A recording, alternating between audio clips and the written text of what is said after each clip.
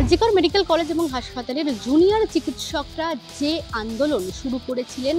10ই August থেকে, সেই আন্দোলন অব্যাহত রাখার জন্য তারা নতুন করে যে কর্মসূচির সিদ্ধান্ত নিয়েছেন,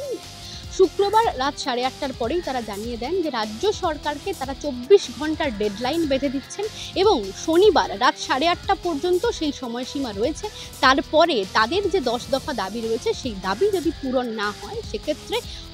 নির্যাতিতার সুবিচারের দাবিতে এবং আরও একাধিক দাবি এক জায়গায় করে তারা আন্দোলনকে আরও তীব্রতর করবেন এবং তারা আমরণ অনশনের পথে হাঁটবেন।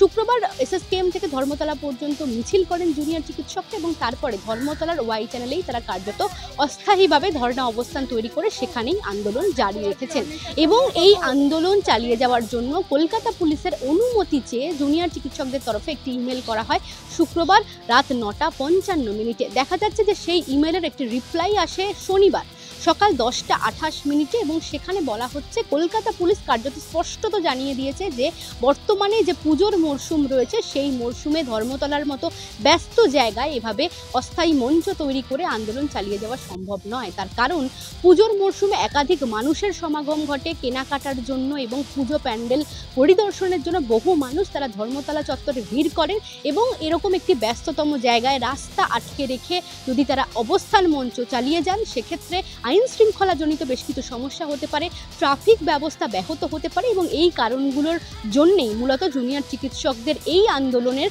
একেবারে পুলিশের তরফ থেকে কোনো রকম কোনো অনুমতি দেওয়া হয়নি। অর্থাৎ যে এনওসি চেয়েছিলেন পুলিশের কাছ থেকে জুনিয়র চিকিৎসকরা, সেই এনওসিতে একেবারে কার্যত না বলে জানিয়ে দেওয়া হলো কলকাতা পুলিশের তরফে। এক্ষেত্রে জুনিয়র চিকিৎসকরা তারা পরবর্তীতে কী সিদ্ধান্ত নেবেন সেটা তারা জানাবেন